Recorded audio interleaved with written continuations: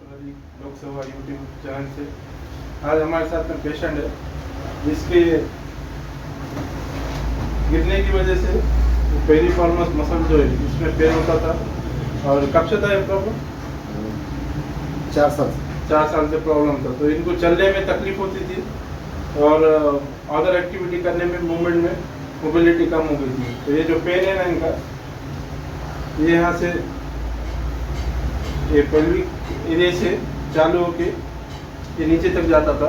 और ये जो है ये हिस्सा यहाँ पर इनको जर्क बैठा था, झटका बैठा था, गिर गए थे वो।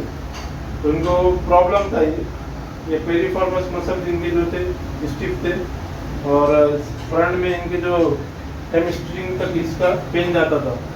और फ्रंट में जो है कॉट मसल में इसमें भी पेन होता था इनको। तो हमने इनका ट्रीटमेंट करे, कैरोप्रैक्टिस ट्रीटमेंट करने के बाद 2-3 सेशन हुए। आज भी अभी उनका ट्रीटमेंट करेंगे। तो अभी कैसा लग रहा है आपको? बड़ा है। क्या होता था प्रॉब्लम? थोड़ा दोस्त साइड मसल्स मध्ये पेन होत होतं. हां चलताना येताना उद्रेकता हे होत होतं. नसा बदल्यासारखं वाटतं. आता 3 दिवसात आपला ट्रीटमेंट झाला. थोडा फरक पडला. थोडा फरक पडला. 50% कमीत कमी. 50%. कोणत्या गावाचे आपण? पूर्णाचे आहे का? तो आता आपण फुल ट्रीटमेंट आपला बाकी आहे. 3 दिवसाचं झालेलं आहे. आता आपण करणार आहे पुढचं ट्रीटमेंट कॅरोप्रॅक्टिस.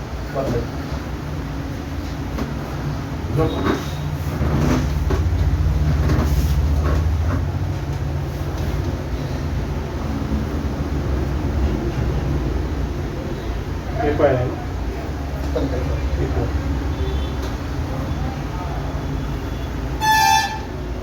ये पेल्विक का, हाँ, ये पेल्विक का जो एरिया है ना इनका, तो इसमें पेन होता था, मोबिलिटी कम थी इनकी, जैसा कि मैं देख रहा हूँ।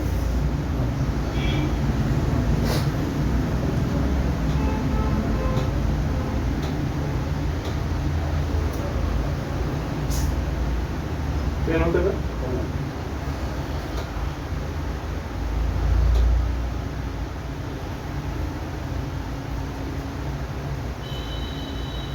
ये जो है ना नीचे की तरफ शिफ्ट हो गया था इनका, कभी ये ऐसा क्रॉस हो गया था। अभी 2 दिन के इनका ट्रीटमेंट होने के बाद जो है अभी इसकी मोबिलिटी बढ़ गई और जो इसका जो पोस्चर था अभी पहले से बेहतर है।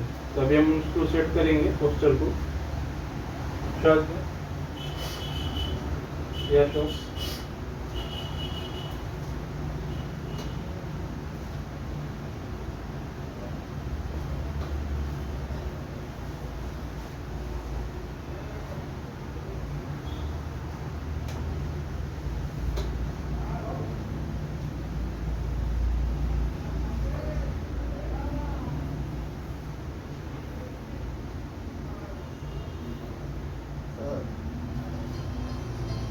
PSI जॉइंट जो है